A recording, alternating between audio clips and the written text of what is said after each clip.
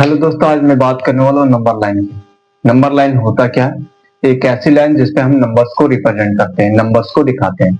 Basically अगर मैं बात करूँ नंबर लाइन पे, तो नंबर लाइन पे जितने भी पॉइंट होते हैं वो किसी न किसी नंबर को दिखाते हैं या किसी की है ना, किसी न किसी नंबर को क्या करते हैं, रिप्रेजेंट करते हैं। अगर मैं यहाँ पे एक लाइन बना दूं और मैं बोलूं कि ये क्या है, एक नंबर लाइन है, तो यहाँ पे नंबर लाइन पे यहाँ पे जितने भी पॉइंट होंगे किसी न किसी नंबर को दिखाएंगे।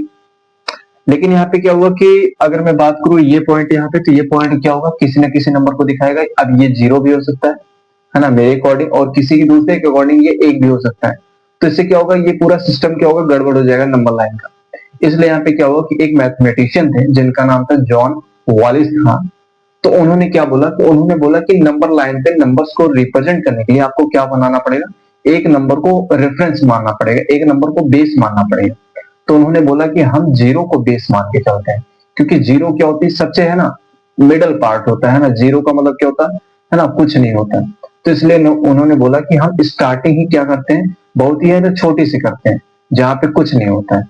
तो उन्होंने बोला कि अगर मैं यहाँ पे रेफरेंस जीरो को लेता हूँ, तो उन्होंने जब रेफरेंस जीरो को लिया, तो उन्होंने बोला कि जीरो के राइट साइड में हम क्या बोलेंगे, राइट साइड वाला क्या होगा, पॉजिटिव डायरेक्शन होगा, और जीरो के लेफ्ट साइड वाला क्या होगा, नेगेटिव डायरेक्शन होगा। तो उन्होंने बोला कि जीरो के राइट साइड में हम क्या करेंगे, पॉजिटिव नंबर्स को रिप्रेजेंट करेंगे, और जीरो के लेफ्ट साइड में क्या करेंगे, नेगेटिव नंबर्स को रिप्रेजेंट करेंगे। अब यहाँ पे क्या है कि स्टार्टिंग में हमारे पास क्या था, नेचुरल नंबर था। नेचुरल नंबर क्या होता है, बेसिकली क्या होता है, वो हमारे पास क्या होता है, ऑब्जेक्ट को काउंट करने में आता है। और हमें पता है कि हम अपने व्यवहार में जो भी चीजें यूज करते हैं वो हमेशा ये मान के चलते हैं कि पॉजिटिव होता है। तो हमारे पास जो भी नेचुरल नंबर था वो क्या था, पॉजिटिव था। तो क्या किया उन्होंने, उन्होंने बोला कि नेचुरल नंबर को आप क्या करो, जीरो के राइट साइड में रिप्रेजेंट कर दो पॉइंट के फॉर्म में। तो उन्होंने क्या बोला कि ये मान लेते वन है, और ये टू है, और ये थ्री, ऐसे उन्होंने रिप्रेजेंट कर दिया। और उन्होंने ये भी बोला कि किन्हीं दो इंटीजर के बीच का गैप जो होगा वो 1 यूनिट होगा। अगर मैं बात करूं जीरो और वन के बीच, तो गैप जो है वो 1 यूनिट का है। और वन और दो के बीच अगर देखें, वन और टू के बीच, तो यूनिट, एक ही यूनिट का गैप है।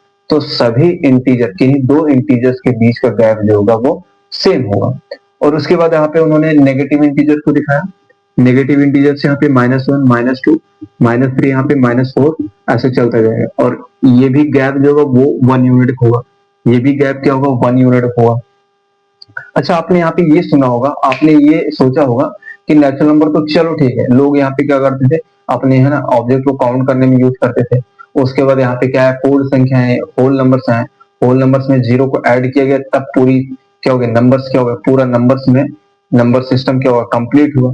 क्योंकि अगर जीरो होता ही नहीं और हमारे पास कोई चीज है नहीं, तो हम उसको रिप्रेजेंट कैसे करते, उसको कैसे बताते कि ये मैथ में ये इसे क्या बोला जाएगा। तो जीरो ने उसकी कमी पूरा कर दी। उसके बाद बात आती है नेगेटिव नंबर्स क्यों आए गए। नेगेटिव नंबर्स जो है वो सब्ट्रैक्शन को लेके आए, लाए गए।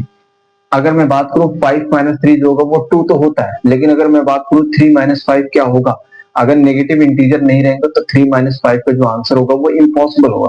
इसलिए क्या है, 3 - 5 जैसे क्वेश्चन का आंसर देने के लिए उन्होंने नेगेटिव इंटीजर को इंट्रोड्यूस किया।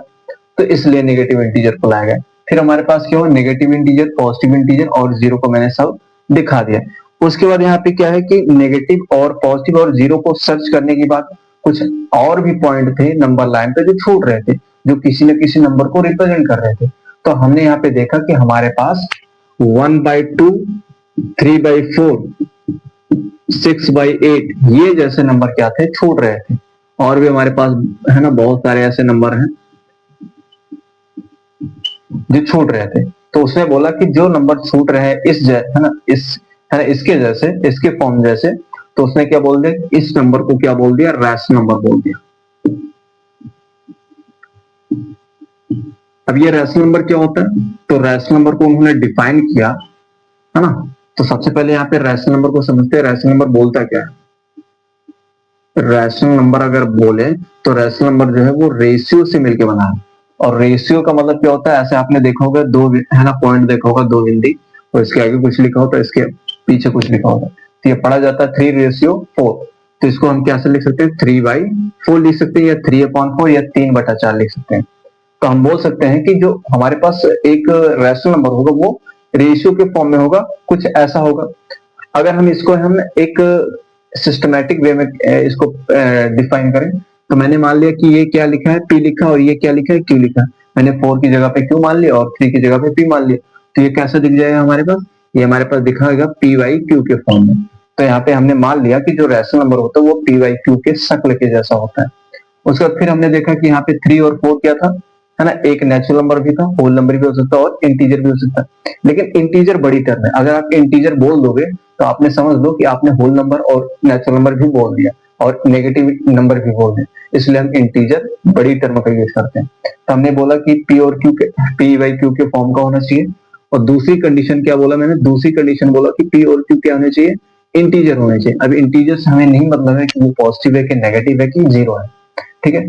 और यहाँ पे थर्ड कंडीशन भी आती है। थर्ड कंडीशन में ये आती है कि अगर आप किसी भी नंबर को जीरो से डिवाइड करते हो तो वो अनडिफाइंड होता है। अब ये अनडिफाइंड कैसे होता है, इसको हम चेक कर लेते हैं एक बार। बेसिकली हम ये पता करेंगे कि डिवीजन का मतलब होता क्या है। अगर मैं बात करूं 8 डिवाइड बाय 4, यहाँ पे 8 डिवाइड बाय 4 यहाँ पे, तो कितना आंसर आता है, 2 आता है। तो ये बताता है कि 4 को कितनी बार ऐड करें ताकि 8 आ जाए। तो मैंने 4 को 2 बार ऐड किया यहाँ पे, तो कितना आ गया हमारे पास, 8 आ गया। उसी तरह से अगर मैं 6 को डिवाइड करूं 2 से, तो मैं क्या, आंसर कितना आता है हमारे पास, आंसर 3 आता है। आंसर 3 आने का मतलब क्या होता है कि 2 को आप 3 बार ऐड करोगे कितना आएगा, 6 आएगा, 6 आएगा। तो इसका मतलब 2 को अगर 3 बार ऐड करेंगे कितना आना चाहिए, 6 आना चाहिए, और 6 आ भी जाता है। लेकिन अगर मैं बात करूं यहाँ पे, यहीं पे मैं 6 को 0 से डिवाइड करूं, तो आप ये बताओ 0 को मैं कितनी बार ऐड करूं ताकि 6 आ जाए। तो आप नहीं बता पाओगे, क्योंकि आप 0 को कितनी भी बार ऐड करोगे आंसर 0 ही आएगा। अगर आप नहीं बता पा रहे हो तो हम इसे क्या बोलते हैं, परिभाषित नहीं है। और अगर परिभाषित नहीं है तो मैथ में क्या बोलते हैं, अपरिभाषित। इसलिए हम यहाँ पे मना करते हैं कि जो नीचे बैठेगा, जो डिनोमिनेटर में होगा, वो 0 नहीं होना चाहिए। इसलिए हम बोल देते हैं कि क्यू जो है वो 0 के बराबर नहीं होगा। तो ये रैशनल नंबर की एकदम डिटेल जो थी, है ना, डेफिनेशन थी। तो नेक्स्ट टॉपिक के बारे में हम नेक्स्ट लेक्चर में बात करेंगे। अभी के लिए धन्यवाद।